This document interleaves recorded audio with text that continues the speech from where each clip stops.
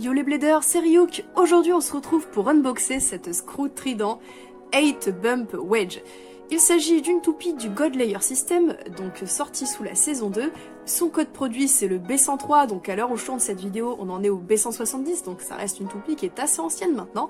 Allez, la saison 2, maintenant on en est à la saison 5 en effet. Quoi qu'il en soit, c'était une toupie qui manquait à ma collection et que je voulais tout de même. Voilà, donc il s'agit d'une toupie de type endurance, à rotation droite, du système Burst et comme je l'ai dit, du God Layer System. Son personnage c'est Tokonatsu, le petit frère de Valt, si je dis pas de bêtises. Là ça nous montre en fait le gimmick du layer dont je parlerai plus tard lors de la vidéo. Sur le côté ici on a un listing des pièces, donc layer, disque et driver. Et l'arrière de la boîte nous explique ça un peu plus en détail. Donc on a le layer Screw Trident, le disque 8, la frame bump et le driver wedge, avec à côté du coup le nom de chaque pièce et une petite description en japonais. Là c'est pareil ici, on a encore un truc qui vient expliquer le gimmick du layer, mais trêve de blabla, on va tout de suite s'ouvrir cette toupie. Donc voici ce que donne la toupie une fois déballée. Donc il s'agit d'un booster, donc on a une toupie sans lanceur, sinon ce serait un starter. Donc là on a bien tout. Donc dans un premier temps on a la notice qui est complètement en japonais, qui nous explique comment on monte la toupie, comment on la lance, les règles de sécurité à respecter en jouant au Beyblade, et surtout dedans il y a le plan pour mettre les stickers. Et les stickers, ouais. J'en suis malade. Bon ça va, ils ont l'air assez gros, donc je pense qu'ils vont être faciles à mettre, mais on voit vraiment la différence avec le visuel sur la boîte et le layer tout nu. Vraiment je le trouve un peu moche, un peu fade sans les stickers. Autant des fois il y a certaines toupies, j'aime bien leur design épuré sans les stickers, mais là ça fait vraiment vide quoi. Quoi qu'il en soit, on va rester sur le layer pour le décrire. Donc il s'agit de Screw Trident, un layer du système Beyblade Burst God. Donc il est muni d'une petite pièce ici au centre, la petite pièce ronde, c'est une God Chip. Donc elle peut s'enlever. Donc soit on prend une clé spéciale pour God Chip, on tourne, ou alors on peut prendre le côté d'un driver, comme ça marche aussi, on tourne et on pousse derrière et on peut la sortir. Et on peut donc la customiser avec d'autres God Chip, donc avec des layers similaires. Chose qui n'était pas possible chez Hasbro puisque les God Chip n'étaient pas amovibles, ou alors fallait dévisser complètement le layer et tout pour retirer la chip par le dessous. Et du coup moi j'aime bien, ça fait un petit aspect customisable qu'on retrouve aussi du coup avec les chip core de Beyblade Burst Super King. Dans tous les cas, ce layer est un layer de type endurance, on le voit il est quand même assez large et surtout assez lisse, à l'exception des petites lames là sur le côté. Ce layer est fait en 3 parties parce qu'il représente du coup le trident, un outil avec 3 branches quoi.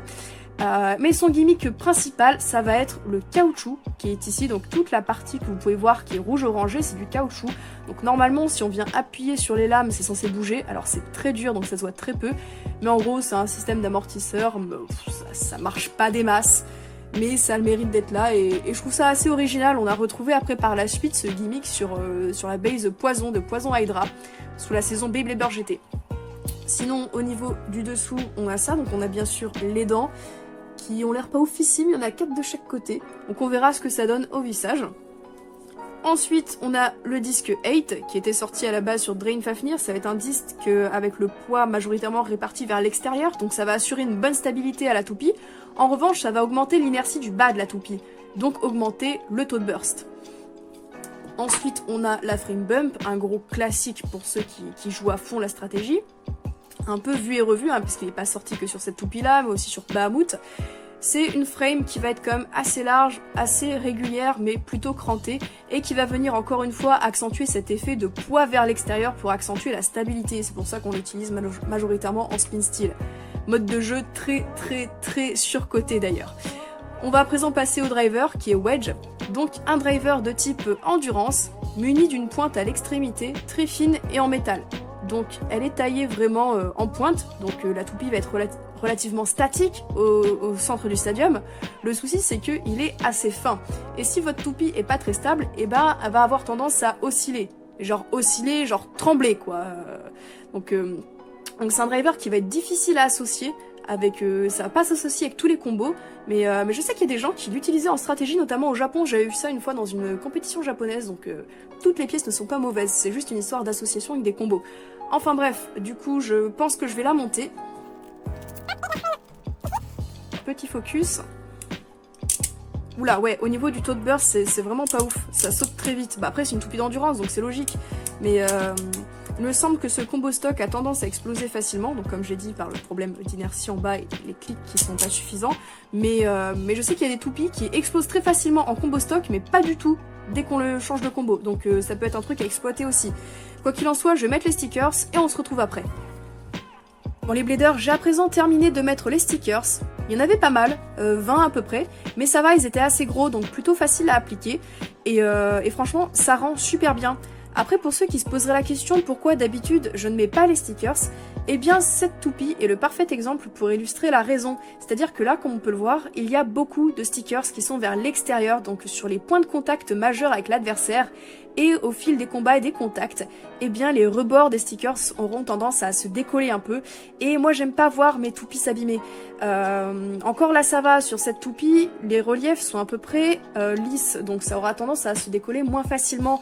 Mais je pense notamment à des toupies qui ont des reliefs en dents de scie, un peu comme God Valkyrie, vous voyez les ailes avec les motifs, les stickers autour.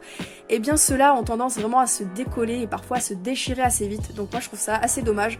Donc quand je sais que la toupie, j'aurais tendance à beaucoup l'utiliser, eh bien je décide de ne pas mettre les stickers. Mais sur cette toupie, franchement, je suis pas déçue, ça rend super bien. Je crois que j'ai même mis sur le driver. Enfin bref, trêve de blabla, on va la tester. Bon les bladers, on se retrouve dans cette nouvelle partie face au stadium. Pour faire le test de la Screw Trident, d'abord on va la lancer seule dans le stadium pour voir comment elle tourne, puis après on se fera des battles pour la tester. C'est parti. Hyper vitesse. Donc, toupie de type endurance avec un driver plutôt fin, elle aura tendance donc à se positionner assez vite au centre du stadium. Mais on le voit, comme j'ai dit lors de la review, il y a des petits tremblements dus à la finesse de Wedge et du coup à la répartition des masses qui n'est pas tout à fait uniforme sur cette toupie.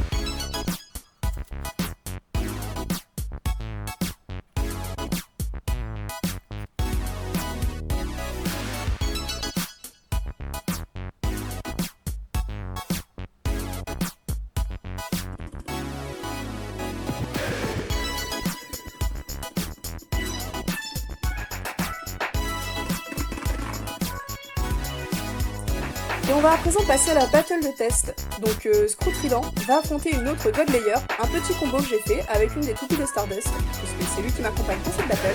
Il s'agit donc de Twin Nemesis. Il me semble que c'est 4 crosses et garde. C'est parti. 3, 2, 1, hyper vitesse. Alors du coup, garde est un peu statique, donc c'est normal que les deux toupies se frappent au centre du stadium. On va voir la résistance en termes de burst et surtout d'endurance de Screw Trident. Et c'est pas oufissime, c'est pas ouf. La Nemesis du coup l'a battue de très peu, donc ça fait 1-0 pour Nemesis. 3, 2, 1, hyper. Ah, c'est un peu plus agressif ce début de combat. Et c'est un burst de la part de Nemesis. 3, 2, 1, hyper vitesse. Alors qu'est-ce que ça va donner? Si ça se trouve, ça va être un point décisif pour la Nemesis si elle burst la Trident. Et oui, ça fait donc un 5-0, victoire de Nemesis. Bon eh bien, le test et la review de la Screw Trident sont à présent terminés. Je pense que son taux de burst peut être largement amélioré si on change le disque vers quelque chose qui a un peu moins d'inertie. Stardust, tu en penses quoi? Tu n'as pas cette toupie, il me semble. Non, je l'ai pas. Je préfère justement la toute première, qui était pour moi plus jolie esthétiquement. Après, celle-ci, je la trouve plutôt sympa. Mais par contre, je suis vraiment pas fan de son driver. Ouais, je sais, c'est un driver assez difficile à appréhender. Et ouais, du coup, là, je l'ai pas mentionné dans l'unboxing, mais celle-ci, c'est l'évolution du coup de la Trident Heavy Claw, qui était la toupie rare du tout premier random booster de Beyblade Burst. Moi, j'aime bien les deux. Celle-là, je t'avoue, je l'ai achetée principalement pour la collection. Mais je la trouve sympa, quoi. Surtout avec les stickers. Sinon, ça, on l'a vu, elle est un peu simpliste, quoi. Du coup, les bladers, n'hésitez pas à me dire ce que vous en pensez dans les commentaires. Et on vous dit à plus pour de prochaines vidéos. Salut!